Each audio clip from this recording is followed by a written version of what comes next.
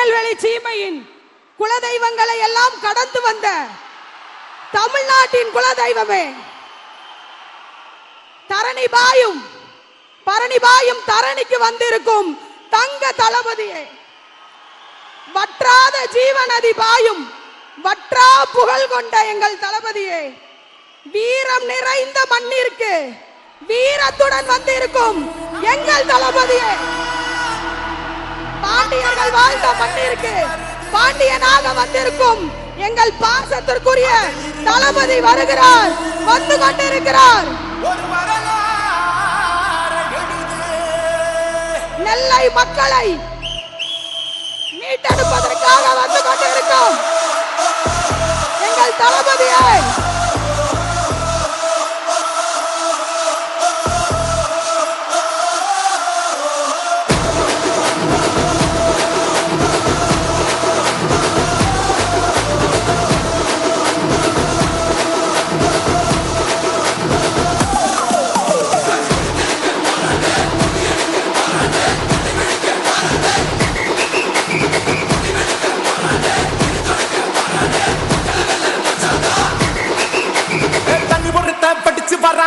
ஒன்னு அடிச்சு வரான், தடைய வச்சா உடச்சு வரான் தளபதி. தப்பு நடந்தா உருமுச்சுன்னா வெற்றி அடைஞ்சா ஒலிக்குச்சுன்னா தளபதிக்கே பிறந்த சின்னடி.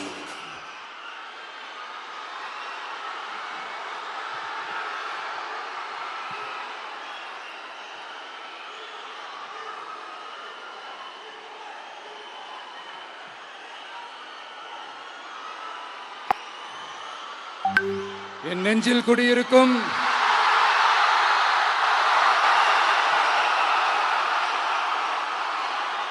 திருநெல்வேலி மக்கள் உங்கள் அனைவருக்கும் என்னுடைய வணக்கம். வணக்கம் வணக்கம் வணக்கம் வணக்கம். எல்லாரும் எப்படி இருக்கீங்க?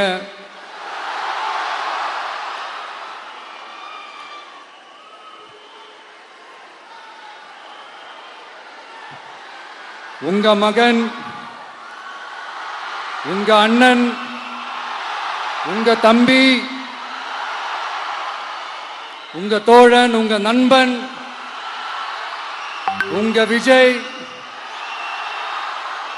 உங்களை தேடி வந்திருக்கிறேன். இந்நேரம் திமுக கையில அந்த முழு பவரும் இருந்திருந்தா, இந்நேரம் ஸ்டாலின் சார் கையில அந்த முழு பவரும் இருந்திருந்தா கண்டிப்பா இந்த நிகழ்ச்சி நடந்திருக்காது. ஏதாவது ஒரு முட்டுக்கட்டையை போட்டு நம்மளை வரவிடாம பண்ணியிருப்பார். ஆனா இப்பதான் அவர் ஒரு அதிகாரம் இல்லாத ஒரு முதல்வரா அப்படியே இருக்கார்ல, ஒரு கேர்டேக்கர் கவர்மெண்ட் சொல்லுவாங்க இந்த பீரியட. அப்படி இருக்கிறதுனாலயோ என்னமோ கொஞ்சம் ஈஸியா வர முடிஞ்சதுன்னு நினைக்கிறேன்.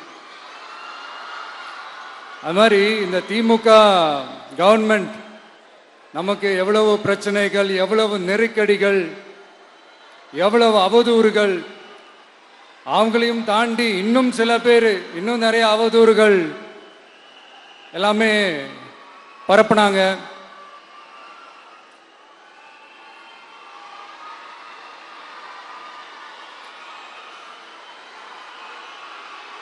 இந்த திமுக கூட்டணிக்கும் பாஜக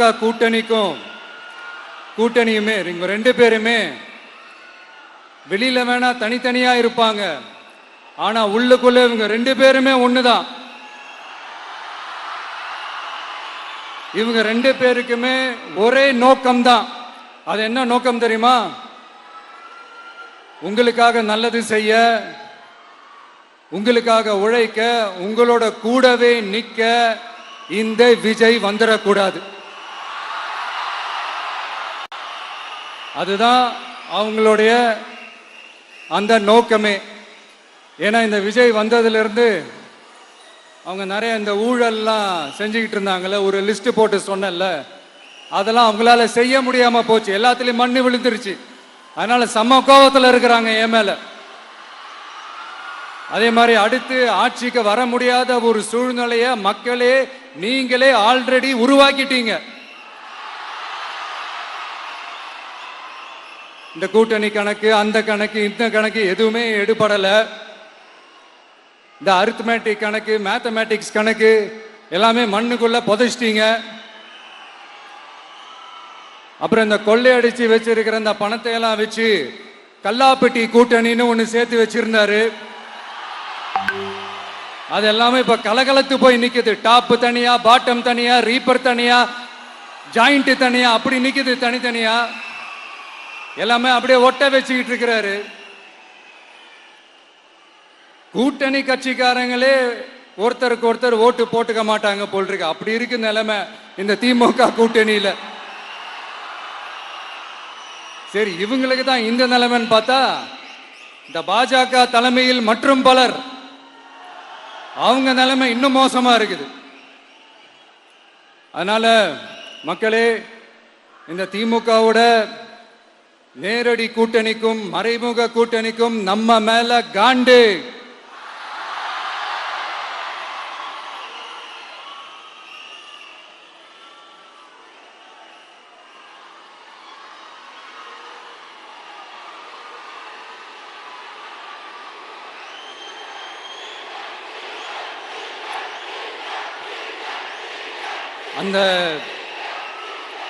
அந்த காண்டுக்கு ஒரு காரணம் என்ன தெரியுமா? அவங்க வீட்லயே, அவங்க குடும்பத்திலேயே விசில் சத்தம் பலமா கேக்குதான்.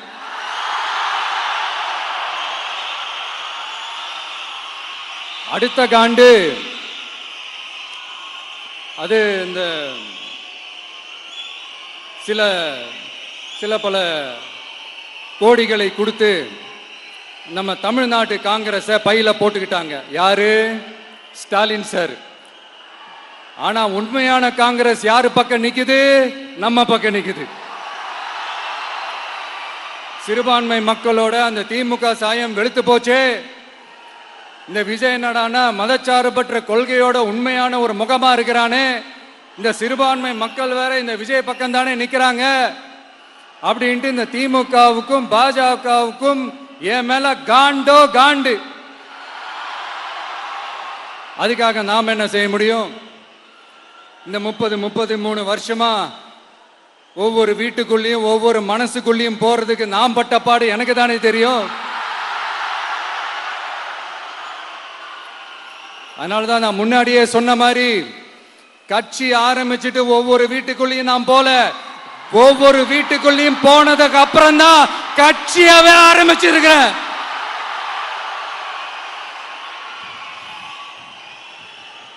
இது இந்த அரசியல் எல்லாத்தையும் தாண்டி இருக்கிற ஒரு உறவு. கட்சி கிட்சி எல்லாத்தையும் தாண்டி இருக்கிற ஒரு உறவு. இது ஒரு பூர்வ ஜென்ம பந்தம். இது சும்மா இந்த அரசியல் ஆதாயம் தேடுறவங்களுக்குலாம் இது என்னன்னே புரியாது. இது மற்றவங்களுக்கு வேணா எலெக்ஷன். ஆனா இந்த விஜய் கூட நிக்கிறவங்களுக்கும் இது ஒரு இமோஷன். நான் சந்தோஷப்பட்டா மக்கள் சந்தோஷப்படுறாங்க, மக்கள் சந்தோஷப்பட்டா நான் சந்தோஷப்படுறேன். எனக்கு ஒண்ணுனா மக்களுக்கும், மக்களுக்கு ஒண்ணுனா எனக்கும். கண்ணு கலங்கும். எவ்வளவு அவதூறுகள்! இந்த கரூர் விஷயத்தை பத்தி ஊருக்கே தெரியும். ஆனா போடு, விஜய் மேல பழிய போடு. என்னடா இவ்வளவு பெரிய ஒரு பழிய தூக்கி விஜய் மேல போட்டாலும் மக்கள் விஜய் கூடவே நிக்கிறாங்க. இது என்னடா அதிசயமா இருக்குது அப்படின்ட்டு அது ட்ரை பண்ணி பார்த்தாங்க. அது மக்கள் கிட்ட எடுபடல. சரி, அடுத்து வேற என்ன பண்ணலாம்? முடக்கு. ஜனநாயகனா முடக்கு. படத்தை முடக்குனா கொஞ்சம் பையன் கொஞ்சம் டிஸ்டர்ப் ஆயிடுவான்.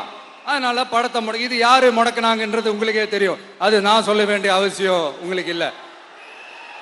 ஆனா இவன் படத்தை முடக்கினாலும் அவன் பாட்டுக்கு அதை கண்டுக்காம அவன் பாட்டுக்கு வேலையை பார்த்துட்டு போயிட்டே இருக்கான். அதுவும் எடுபடல. சரி, அடுத்து வேற என்ன பண்ணலாம்? போடு, SOPன்னு ஒண்ணு போடு. விஜய்க்கு மட்டும் தனியா ரூல்ஸ், தனியா ரெகுலேஷன்ஸ், தனியா கண்டிஷன்ஸ். அவனுக்கு மட்டும் போடு, மத்த கட்சிகள்லாம் விடு, விஜய்க்கு மட்டும் தனி கண்டிஷன்ஸ் போடு, அவன் வெளியவே வரக்கூடாது, மக்களை சந்திக்கவே கூடாது. என்னாச்சு? அதுவும் எடுபடல. சரி, அடுத்து வேற என்ன பண்ணலாம்?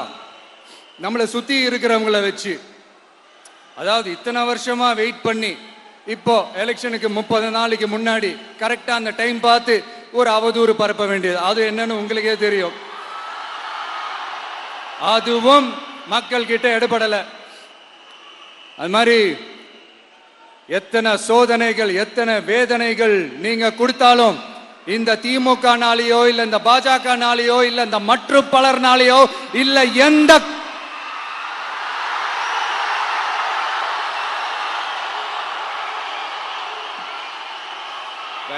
வேற யாராலையும் என்ன மக்கள் கிட்ட இருந்து பிரிக்க முடியாதுன்னு சொல்ல வந்தேன். அதைத்தான் சொல்ல வந்தேன். ஒவ்வொரு வீட்டில் இருக்கிற ஒவ்வொரு விஜயும் இருக்கிற வரைக்கும் என்ன மக்கள் கிட்ட இருந்து பிரிக்கவே முடியாது. இப்படி இந்த சொந்த பந்தம் இவ்வளவு ஸ்ட்ராங்கா இருக்கிறதுனாலதான் நான் முன்னாடியே சொன்ன 234 தொகுதியிலையும் இந்த விஜய் தான் வேட்பாளர் அப்படின்னு தான் அதை நான் செஞ்சிருக்கிறேன். ஏன்னா நம்மளுடைய வேட்பாளர்கள் யாரும் டாட்டாவோ பிர்லாவோ அம்பானியோ அதானியோ கிடையாது. நம்ம வீட்டில் இருக்கிறவர், நம்ம குடும்பத்தில் இருக்கிற ஒருத்தரை தான் நான் வேட்பாளரா செலக்ட் பண்ணியிருக்கிறேன். அப்படி செலக்ட் பண்ணி தான் உங்ககிட்ட நான் ஒப்படைச்சிருக்கிறேன்.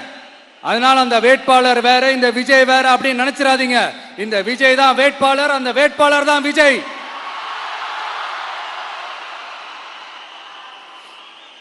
இத்தனை வருஷம் யார் யாருக்கோ ஓட்டு போட்டீங்க. ஆனா இந்த வருஷம் உங்க வீட்டில் இருக்கிற ஒருத்தருக்கு, உங்க வீட்டில் இருக்க நம்ம குடும்பத்தில் இருக்கிற ஒருத்தருக்கு நம்ம ஓட்டு போட போறோம். அந்த வேட்பாளர்களுக்கு நீங்க ஓட்டு போடுறது நமக்கு நாமளே ஓட்டு போட்டுக்கிற மாதிரி, அந்த வேட்பாளர் ஜெயிச்சா நாம ஜெயிச்ச மாதிரி. இப்படிப்பட்ட ஒரு எமோஷனலான ஒரு எலெக்ஷனை தமிழ்நாடு இல்ல, இந்தியாவே பார்த்திருக்காது. இது நீங்க எவ்ரி 5 years வர ஒரு எலெக்ஷன் மாதிரி இதை நினைச்சிடாதீங்க. இது வேற, இது ஒரு அதிசய எலெக்ஷன். 50 வருஷத்துக்கு ஒரு வாட்டி நடக்கிற ஒரு எலெக்ஷன் மாதிரி. அதனால அந்த சான்ஸை மிஸ் பண்ணிடாதீங்க மக்களே. ஒரு காமராஜர் தானா, ஒரு அண்ணா தானா, ஒரு எம்ஜிஆர் தானா நம்ம தமிழ்நாட்டுக்கு? அவங்கள மாதிரி வேற யாருமே வந்துட மாட்டாங்களா அப்படின்னு நீங்க ஏங்கினது எனக்கு தெரியும். அத மனசுல வச்சுக்கிட்டு தான் நம்ம டிவிக்கே வந்திருக்கிறோம். நம்ம டிவிக்கு யார் யார் மாதிரி எல்லாம் உழைக்கும் சொல்லவா? ஐயா முத்துராமலிங்க தேவர் மாதிரி,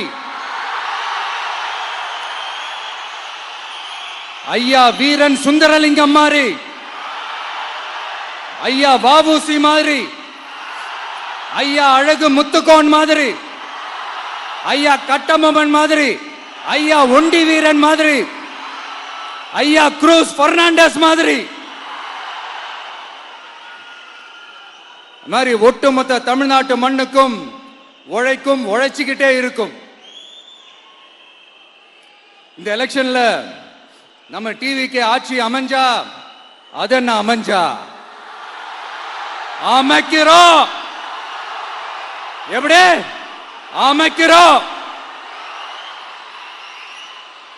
நம்ம டிவிக்கு ஆட்சி அமைஞ்ச உடனே பெண்கள், இளைஞர்கள் எல்லாருமே நல்லா இருப்போம், நல்லா இருப்போம், நல்லா இருப்போம். விவசாயிகள், மீனவர்கள், உழைக்கிற மக்கள் எல்லாருமே நல்லா இருப்போம், நல்லா இருப்போம், நல்லா இருப்போம். இன்னும் பல வருஷத்துக்கு நம்மளுடைய குடும்பங்கள், நம்மளுடைய சந்ததிகள், நம்மளுடைய தலைமுறைகள் எல்லாருமே நல்லா இருப்போம், நல்லா இருப்போம், நல்லா இருப்போம். அதனாலதான் மீண்டும் மீண்டும் சொல்றேன், வேற யாருக்காவது ஓட்டு போட்டு உங்க ஓட்டை வேஸ்ட் பண்ணிடாதீங்க. அதனாலதான் பார்த்து பார்த்து உங்களுக்கான வாக்குறுதிகளை நாம அதை அறிவிச்சிட்டு இருக்கிறோம். சொல்லாதத, செய்ய முடியாததெல்லாம் சொல்லவே மாட்டோம். அதுல ரொம்ப உறுதியா இருக்கிறோம். சொல்லாததை செய்வோம், அது வேற விஷயம். ஆனா செய்யறத மட்டும் தான் சொல்லுவோம். யங்ஸ்டர்ஸ், விவசாயிகள், மீனவ, இந்த மாதிரி பல திட்டங்கள் இருக்கு. எல்லாத்தையுமே நிறைவேற்றுவோம். இந்த விஜய் அதை சாத்தியமாக்கி காட்டுவான்.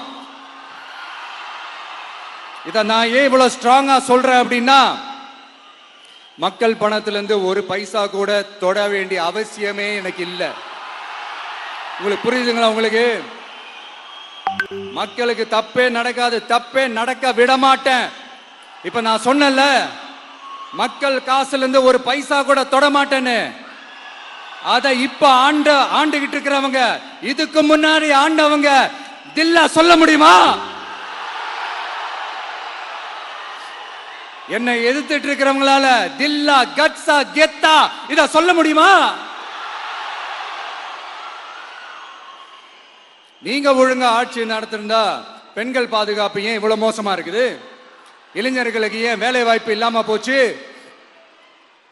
போதைப் பொருள் கலாச்சாரம் ஏன் அதிகமா இருக்கு? சட்டம் ஒழுங்கு ஏன் சரியா இல்ல? வன்முறை ஏன் தலைவரிச்சு ஆறுது? இதுக்கு உங்களால பதில் சொல்ல முடியுமா ஸ்டாலின் சார்?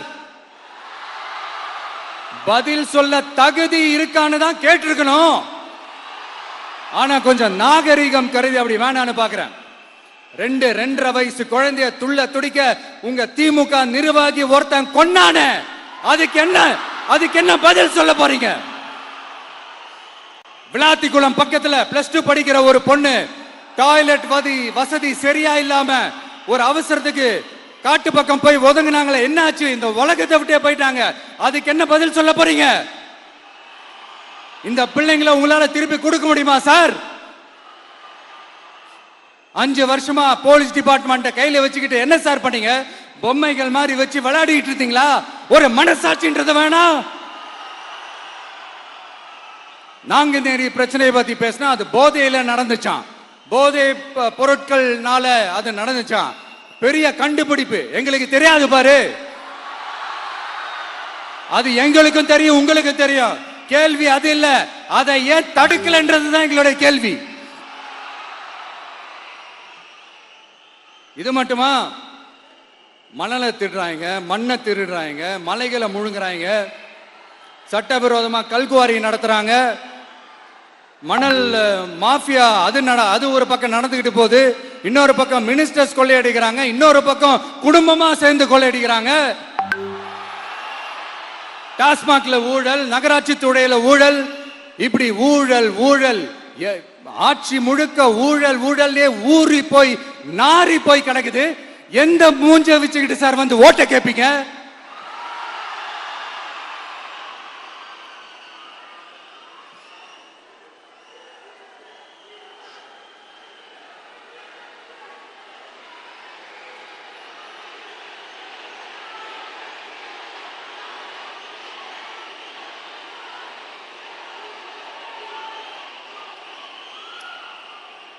இந்த எலெக்ஷன் சும்மா உங்க பணத்தை எல்லாம் வச்சுக்கிட்டு ஒன்னும் கிழிக்க முடியாது. உங்க பணத்தை எல்லாம் வச்சு மக்கள் எல்லாம் விலைக்கு வாங்கவே முடியாது. இது ஒரு மாற்றத்திற்கான ஒரு எலெக்ஷன். ஒட்டுமொத்த தமிழ்நாட்டு மக்களும் அந்த மாற்றத்தை கொண்டு வர போற அந்த எலெக்ஷன். இது உங்களாலேயோ இல்ல அந்த மற்றும் பலர்னாலேயோ ஒன்னும் தடுக்க முடியாது. அதனால மக்களே, ஏப்ரல் 23ஆம் தேதி காலையில சும்மா பக்காவா ரெடி ஆயிட்டு வீட்டில் இருக்கிற சாமியெல்லாம் கும்பிட்டுட்டு உங்க ஓட்டர் ஐடி கார்டு கையில் எடுத்துக்கிட்டு முதல்ல பூத்துல போய் நின்னு அந்த விசில் சின்னத்துக்கு நேரா இருக்கிற அந்த பட்டனை ஒரு அழுத்துங்க. இது ஒரு தலைமுறைக்கான ஒரு தேர்தல், உங்களுக்கான தேர்தல். எப்பேற்பட்ட வசதியான வாழ்க்கையா இருந்தாலும் எல்லாத்தையும் தூக்கி எறிஞ்சது உங்களுக்காக மட்டுமே வந்திருக்கிறேன். உங்களுக்காக நன்றி கடன் செலுத்துறதுக்காக மட்டுமே வந்திருக்கிறேன். அத்தனை வழிகளையும் தாங்கிக்கிட்டு உங்களுக்காக மட்டுமே வந்திருக்கிறேன். ஒரு நாளும் பொய் சொல்லி உங்களை நான் ஏமாத்தவே மாட்டேன். இந்த 4 முனை போட்டி, 40 முனை போட்டி, எத்தனை முனை போட்டின்னு எத்தனை உருட்டினாலும் இங்க 2 முனை போட்டி மட்டும்தான். ஒன்னு, இன்னொன்னு ஒன்னு டிவிகே, இன்னொன்னு டிஎம்கே. மக்கள் விரோத ஆட்சி நடத்துற ஸ்டாலின் சார் வேணுமா? மக்களை நேசிக்கிற உங்க விஜய் வேணுமா? அவ்வளவுதான் இந்த எலெக்ஷன். அதனால உங்க மகனுக்கு, உங்க அண்ணனுக்கு, உங்க தம்பிக்கு, உங்க பிள்ளைக்கு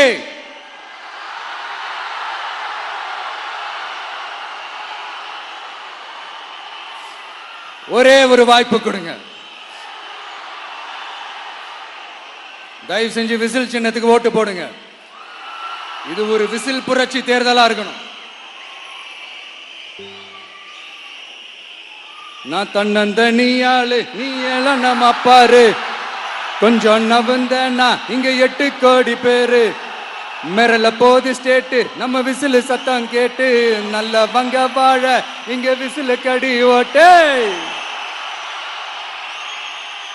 கடைசி நம்பிக்கை மக்களை தேடி வருது, அதை இறுக்கி புடிச்சு ஒரு வரலாறு எழுது. உங்க விஜய், நான் வரேன். விசில் அடிக்க ரெடியா? கான்பிடண்டா இருங்க, நல்லதே நடக்கும், வெற்றி நிச்சயம். மீண்டும் சந்திக்கும் வரை நன்றி, வணக்கம்.